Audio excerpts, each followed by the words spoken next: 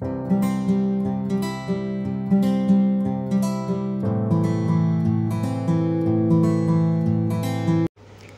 Guys, welcome to my channel. आज जो हम केस करेंगे वो है स्टर्नोक्लेविकुलर जॉइंट। स्टर्नोक्लेविकुलर जॉइंट क्या होता है? जैसे कि आप इमेज में देख रहे हैं, ये जॉइंट दो बोन से मिलके बना होता है। पहला स्टर्नम, दूसरा क्लेविकल। तो जो स्टर्नम का ऊपर का एरिया होता है जिसे हम मैन्यूब्रियम कहते हैं, मैन्यूब्रियम में दो नॉच होते हैं, राइट और नॉच, लेफ्ट नॉच। उसमें ये क्लेविकल का हिस्सा जुड़ा हुआ होता है। तो इस जॉइंट को हम स्टर्नोक्लेविकुलर जॉइंट बोलते हैं, जो कि राइट और लेफ्ट बोथ साइड होता है। तो इस एरिया का हम आज एमआरआई करेंगे कि इस एरिया में पेशेंट की हिस्ट्री के हिसाब से इसको इस एरिया में पेन है, तो हम इस एरिया का आज एमआरआई स्कैन करते हैं। तो चलिए आज का वीडियो हम स्टार्ट करते हैं। तो सबसे पहले हमने पेशेंट की पोजीशन की। पेशेंट की पोजीशन जो हम स्टर्नम वाला एरिया है उसको हम टॉर्सो कॉइल से कवर करेंगे, लेकिन उसकी वजह से हम जो टॉर्सो कॉइल है वो सिर्फ चिन तक आ पाती है, लेकिन हमें इसके ऊपर थोड़ा सा और एंटीरियर पार्ट का एरिया कवर करना है। क्योंकि जब कॉइल का जो हम स्कैन पार्ट ले रहे होते हैं उसका पार्ट अगर कॉइल के मिड में हो तो ज़्यादा सिग्नल्स अच्छे आते हैं, इसलिए हम इसमें हेड कॉइल भी ऐड कर रहे हैं। तो हेड कॉइल से ऊपर के एरिया के सिग्नल्स मिल जाते हैं, बाकी जो हमें क्लेविकल से है वो नीचे तक, उससे हमें टॉर्सो कॉइल से सिग्नल मिलेंगे। तो हमने सुपाइन लेटाया है और पेशेंट की एंट्री हमने यहाँ पे कर ली है। तो जो हम इसमें सीक्वेंस यूज़ करेंगे, जैसे कि हम स्पाइन में चलाते हैं या एसआई जॉइंट में जो सीक्वेंस चलाते हैं हम वही सीक्वेंस यूज़ करेंगे। जैसे कि कोरोनल में हमें तीनों सीक्वेंस चाहिए, स्टर कोरोनल, T1 कोरोनल और T2 कोरोनल। ऐसे ही सेम एक्सियल में भी चाहिए, स्टर, T2, T1 और एक सैज, स्टर और T1। तो ये हम जो हैं वो सीक्वेंस यूज़ करेंगे। तो सबसे पहले मैंने सर्वे उठाया है। सर्वे हमारा वही जो 3 प्लेन लोकेलाइज़र होता है, सैज, कोर और एक्सियल, ये हमारा तीनों प्लेन में आएगा। तो सबसे पहले हम इसका सर्वे स्टार्ट करेंगे, उसके बाद हम अपने बाकी के सीक्वेंसेस स्टार्ट करेंगे।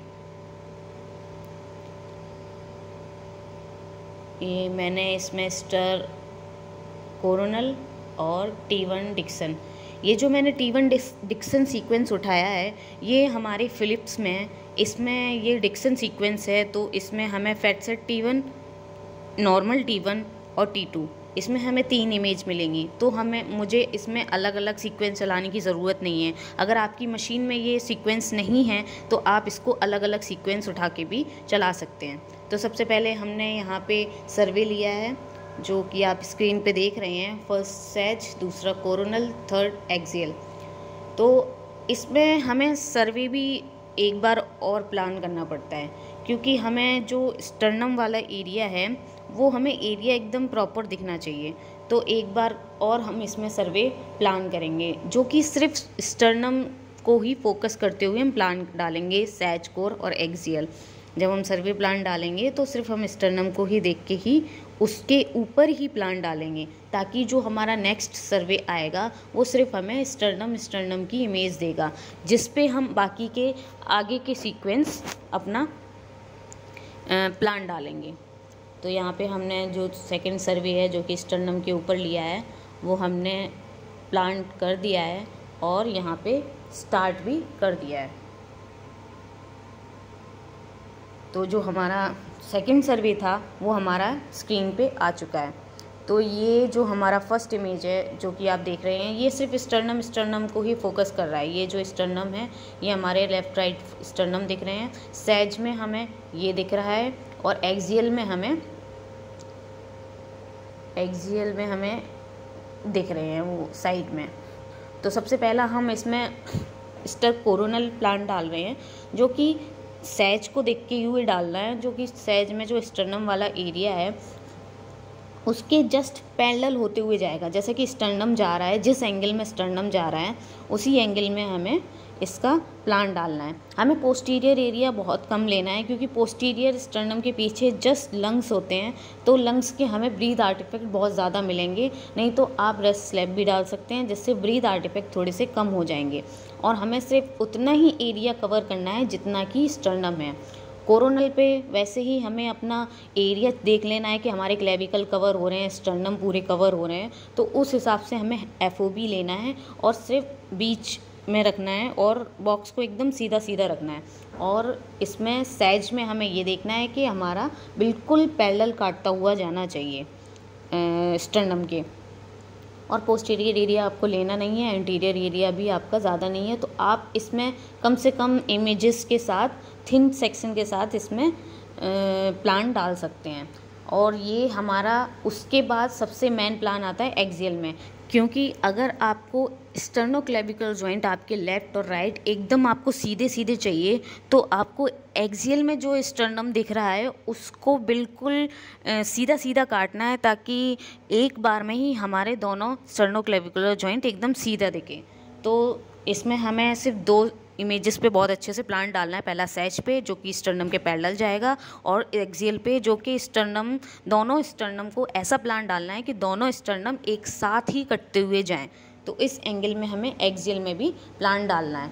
तो यहाँ पे हमारा ऐसे ही कोरोनल की प्लानिंग हो जाती है। सबसे मेन जो सीक्वेंस होता है वो कोरोनल ही होता है, क्योंकि इसमें हमें स्टर्नम बहुत ही क्लियर दिखते हैं, यानी कि एकदम सामने से दिखते हैं। बिल्कुल स्टर्नम और क्लेविकल दोनों जॉइंट हमें एकदम सामने की सामने दिखते हैं। इसलिए हमें जो मेन सीक्वेंस होता है वो कोरोनल होता है, जिसकी प्लानिंग बिल्कुल प्रॉपर तरीके से होनी चाहिए, जिससे हमें एक ही बार में पूरी एक इमेज दिखे, पूरा स्टर्नोक्लेविकल जॉइंट एक इमेज में दिख जाए। हमें इस तरीके से प्लान डालना है, जो कि आपको सैज में देखना होगा और एक्सियल में देखना होगा कि आपका एंगल जो जा रहा है स्टर्नम के बिल्कुल बीच से काटते हुए जाना चाहिए, तभी आपको स्टर्नम एक बार में एक इमेज पे दिखेगा। तो ये हमारा कोरोनल का प्लान हो गया है। जब हमारा कोरोनल आ जाएगा तो उसके बाद हम एक्सियल डालेंगे। पेशेंट हिस्ट्री के हिसाब से इस पेशेंट को राइट स्टर्नोक्लेविकल में पेन है और उसको स्वेलिंग है उस एरिया में, तो हम इसमें राइट में ज़्यादा फोकस करेंगे कि राइट में देखना होगा कि इसको राइट साइड में कोई एडिमा तो नहीं आ रहा है या फिर कुछ और प्रॉब्लम तो नहीं है। तो इस हिसाब से हम इसका प्लान डालेंगे, उसकी पैथोलॉजी के हिसाब से कि इस साइड उसको प्रॉब्लम है, उस साइड थोड़ा सा फोकस करके हमें इसकी प्लानिंग डालनी होगी। तो यहाँ पे हमारा जैसे ही स्टर कोरोनल आ जाएगा, उसमें हमें पता चल जाएगा कि उसको प्रॉब्लम किस साइड में है, और उसी हिसाब से हम इसका प्लान डालेंगे। तो हमारा स्टर कोरोनल आ चुका है, ये आप देखिए, ये वाला जॉइंट, ये राइट जॉइंट, ये लेफ़्ट जॉइंट हमें एकदम सीधे सीधे दिख रहे हैं, और इसको राइट साइड में, ये जो राइट साइड में जो आ रहा है वो एडिमा आ रहा है, यानी कि इसको राइट साइड में जो दिक्कत थी वो हमें स्टर में दिख रही है। अब हम इसको ही फोकस करते हुए इसके ऊपर ही अपने एक्सियल के प्लान और सैजिटल के प्लान इस पे ही फोकस करके डालेंगे। तो कोरोनल में हमें बिल्कुल सीधा सीधा डालना है, हमारा क्लेविकल एरिया कवर हो जाए और जो हमारा एडिमा वाला एरिया है वो पूरा कवर हो जाए। तो हम एक्सियल में ऐसे प्लान डालेंगे, बिल्कुल सीधा सीधा ट्रू एक्सियल में। और जो कि सैज में जिस एंगल में हमारा स्टर्नम जा रहा है, जिस एंगल में स्टर्नम जा रहा है उस एंगल में हमारा एक्सियल का बॉक्स जाएगा।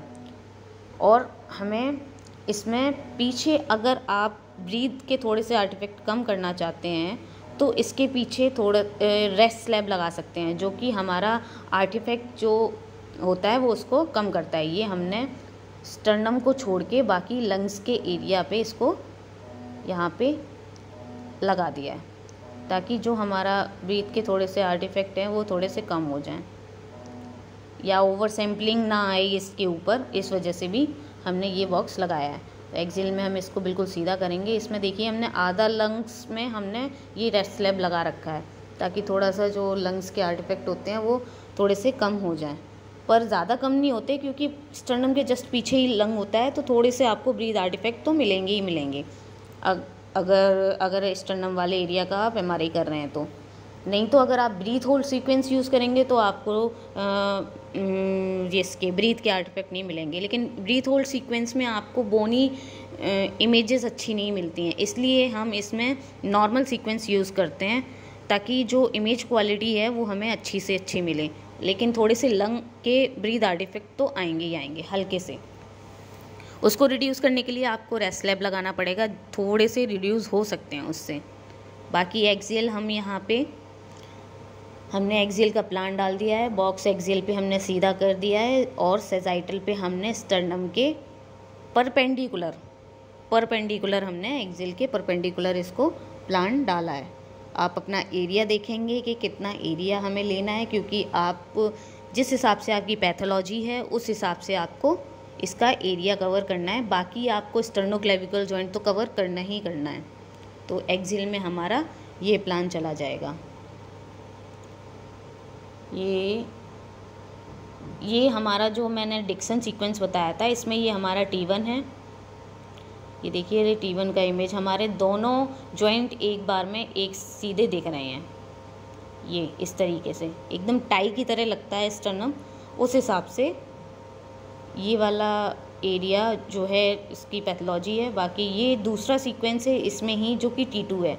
तो मुझे इस मशीन में, जिस मशीन पे मैं कर रही हूँ, उस मशीन पे मुझे एक डिक्सन सीक्वेंस में T1, T2 और T1 फैट सेट 3 इमेजेस एक साथ मिल जाती हैं। तो मुझे बाकी के अलग अलग सीक्वेंस चलाने की ज़रूरत नहीं होती। तो अब मैं यहाँ पे सेजाइटल का प्लान डाल रही हूँ। सेजाइटल का आपको एरिया बढ़ाना पड़ेगा, क्योंकि उसको राइट साइड ज़्यादा प्रॉब्लम है, तो आपको राइट साइड में ही ज़्यादा फोकस करना है। तो इस हिसाब से हमारा बॉक्स भी राइट साइड में ज़्यादा मूव करेगा। और सेजाइटल का बॉक्स एकदम सीधा। और सेजाइटल की प्लानिंग आपको कोरोनल में देखनी है कि हमने वो पैथोलॉजी वाला एरिया कवर किया है कि नहीं किया है। उस हिसाब से हमें बिल्कुल सीधा सीधा प्लान डालना है, इसमें कुछ नहीं करना है, बिल्कुल सीधा सीधा प्लान डालना है। ये हमने यहाँ पे इमेजेस बढ़ाई हैं इसकी, एकदम सीधा सीधा प्लान डाला है। रेस्ट स्लैब लगाया है लंग्स के पीछे, ताकि थोड़े से आर्टिफैक्ट कम हो।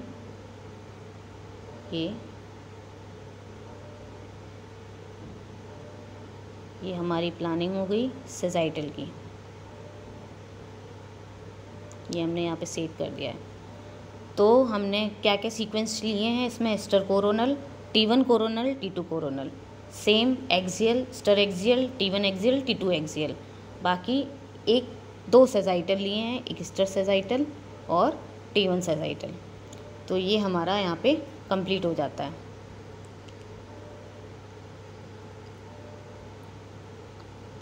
ये आपको दिखेंगे सामने स्टर कोरोनल, जो पहला बॉक्स है आपका स्टर कोरोनल का बॉक्स है। ये दूसरा जो बॉक्स है ये T1 कोरोनल का बॉक्स है, और जो तीसरा है ये हमारा T2 कोरोनल है।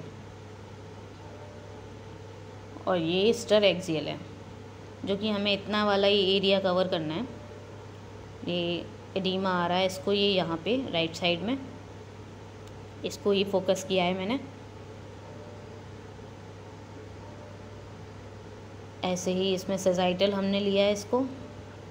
तो यहाँ पे हमारा स्टर्नोक्लेविकुलर जॉइंट ख़त्म हो चुका है। अगर आपको कुछ समझ में नहीं आया है तो कमेंट बॉक्स में अपने क्वेश्चन डालिए, नहीं तो आप मुझे इंस्टा पे भी मैसेज कर सकते हैं, मैं रिप्लाई कर दूँगी।